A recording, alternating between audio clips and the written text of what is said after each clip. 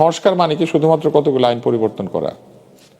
সংস্কার মানে হচ্ছে মানুষের আচরণে দীর্ঘমেয়াদী পরিবর্তন নিয়ে আসা। গত রোববার আইন উপদেষ্টা আসিফ নজরুল বলেছেন, দেশের ইতিহাসে এত কম সময়ে এত বেশি সংস্কার হয়নি এবং এটিকে অনেকে পাগলের প্রলাপ বলছেন। তারা বলছেন কিছু প্রতিষ্ঠানের নাম পরিবর্তন ছাড়া আর কোনো সংস্কার হয়নি।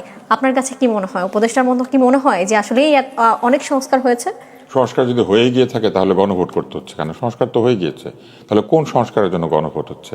আসিফ ভাই আমার খুব প্রিয় মানুষ। আসিফ ভাই একটু আবেগী। আসিফ ভাই মাঝে মাঝে কথা বলেন যখন, তার কথাগুলি নিয়ে দেখবেন যে নানান রকম কথাবার্তা হয়। আমি অবশ্য তার এই কথাটার মধ্যে আমি বুঝতে পেরেছি উনি যেটা বলতে চেয়েছেন। উনি বলতে চেয়েছেন এত বেশি সংস্কারের লক্ষ্যে কাজ করা হয়েছে যেটা আগে কখনো হয় নাই। কথা তো ঠিকই, কিন্তু এইখানে একটা সামান্য ঝামেলাও হয়েছে। আপনি যদি অনেকগুলি সুই নিয়ে বসেন একটা কাঁথা সেলাই করতে, ওই কাঁথাটা সেলাই করা যাবে না। একটা সুই দিয়েই পুরো কাঁথাটা সেলাই করতে হয়। তো এই সংস্কারের নামে যত রকমের প্রস্তাব করা হয়েছে, এই এত প্রস্তাবের ভিতর দিয়ে কিছু মৌলিক বিষয় হারিয়ে গিয়েছে। যেমন নারী অধিকারের প্রশ্ন সম্পূর্ণ প্রায় হারিয়ে গিয়েছে। নারী কমিশন নিয়ে কোনো কথাবার্তাই নেই। নারীদের সম্পদের অধিকার নিয়ে কথা হয়েছিল, নারীদের নানান ধরনের অধিকার নিয়ে কথা হয়েছিল, সেগুলো কিন্তু একদম নাই। এই সমস্ত তর্ক এসে ঠিকেছে জামাত জিতলে ফুটবলাররা হাফ প্যান্ট পরে ফুটবল খেলতে পারবে কিনা, অর্থাৎ শরিয়া ভিত্তিক পোশাক চালু হবে কিনা, এটার মধ্যে গিয়ে ঠেকেছে। আর কিন্তু কিছু নাই। তো নারীদের তো অন্য ইস্যু রয়েছে।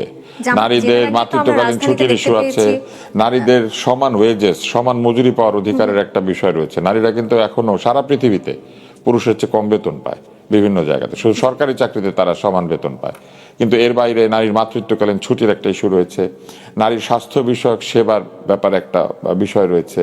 এরকম নানান বিষয়ে নারীর কিন্তু আলাদা কমিশন তৈরি করা হয়েছিল, সেগুলো নিয়ে কোনো কথাবার্তাই নাই। শিক্ষা নিয়ে কোনো কমিশনই হয় নাই। শিক্ষা যেন একেবারে একটা কোনো অধিকার না। আপনি দেখেন না, ওই যে একটু আগে আপনাকে বললাম যে ইন্টারনেট একটা মৌলিক অধিকার, এটার জন্য গণভোট হয়ে যাচ্ছে, কিন্তু শিক্ষা নিয়ে একটা কমিশন বন্ধ হয় নাই। অথচ এই শিক্ষার 12টা বাজিয়ে বাংলাদেশের 10 রকমের ইতিহাস, 10 রকমের ভূগোল চালু করা হচ্ছে। যে ইন্টারনেটের কারণেই গণ অভ্যুত্থানে তারা সফল হয়েছেন, এই কারণেই কি তারা আসলে এটাকে মৌলিক এটা তারা ভালো বলতে পারবেন, কিন্তু তারা তো ইন্টারনেটের দাম বাড়িয়েছেন। এই সরকারের সময় ইন্টারনেটের দাম বেড়েছে, ইন্টারনেটের উপর ভ্যাট বসানো হয়েছে। একদিকে তারা ইন্টারনেটকে মৌলিক অধিকার বলছেন, আবার মৌলিক অধিকার পাইতে গেলে লোকজনকে বেশি করে কর দিতে হচ্ছে। এটা তো তারাই করেছেন, তারা সেটা করেন নাই। এবং শুধু তাই না, এই কিছুদিন আগে একটা অভিযোগ উঠেছে যে একটি মাত্র মোবাইল ফোন কোম্পানিকে 700 মেগাহার্টজ তরঙ্গ বরাদ্দ করার জন্য একটা টেন্ডার বা একটা কোনো প্রক্রিয়া শুরু করা হয়েছে, যে প্রক্রিয়ার মধ্যে দিয়ে শুধু তারাই এটা পাবে, অন্যরা কিন্তু এটা পাবে না। এবং সেই মোবাইল ফোন কোম্পানিটির সাথে অত্যন্ত গুরুত্বপূর্ণ একজন ব্যক্তির আত্মিক এবং ব্যবসায়িক যোগাযোগ আছে বলে সবাই মনে করে অথবা আছে। তাহলে এইটাই বা এই সরকার কিভাবে করছে? সংস্কার মানে কি শুধুমাত্র কতগুলো আইন পরিবর্তন করা? সংস্কার মানে হচ্ছে মানুষের আচরণে দীর্ঘমেয়াদী পরিবর্তন নিয়ে আসা।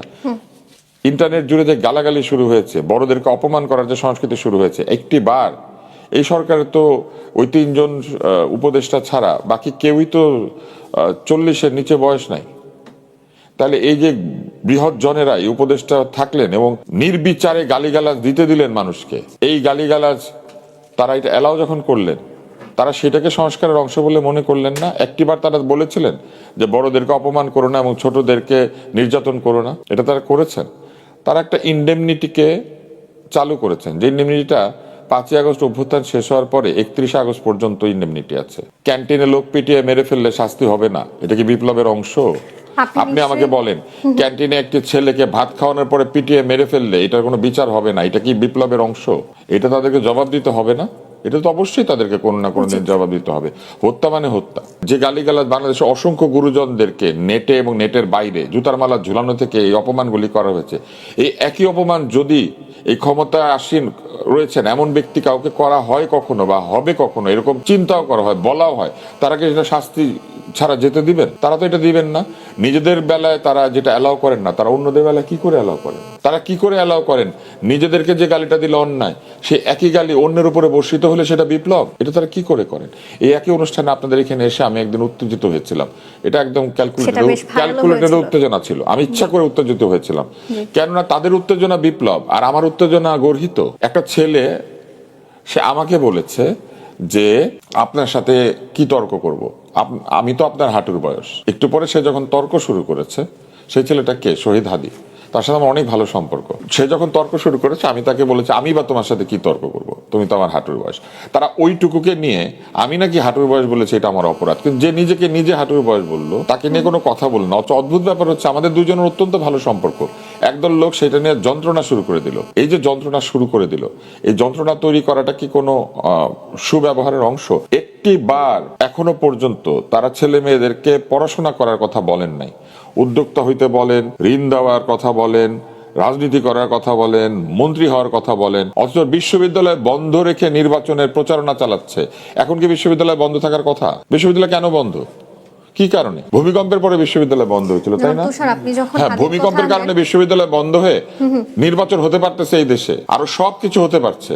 বিশ্ববিদ্যালয় কি কারণে বন্ধ? এই ছেলে মেয়েদেরকে নির্বাচনী প্রচারণায় ব্যবহার করানোর জন্য? এদের এখন লেখাপড়া করার কথা, নাকি এদের এখন নির্বাচনী প্রচারণা চালানোর কথা? একটি ভোট হচ্ছে গণভোট, সেই গণভোটের আয়োজক সরকার। সেই আয়োজক যারা গণভোটটা করবেন সেখানে হ্যাঁ এবং না দুই পক্ষকে সমান সুযোগ দিতে হবে, তারা যেন নির্ভেজাল নির্দ্বিধায় এসে ভোট দিতে পারেন।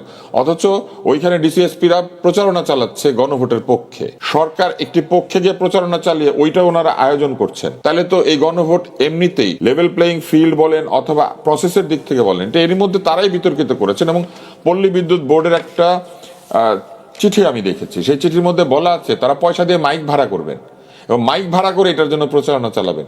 সরকারি পয়সায় মাইক ভাড়া করা হবে এবং সেটা বিভিন্ন সংস্থার পয়সায়? এটা কোথায় আছে?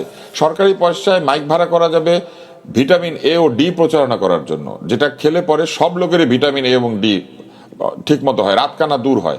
কিন্তু এই দলকানা তো কি করে দূর হবে?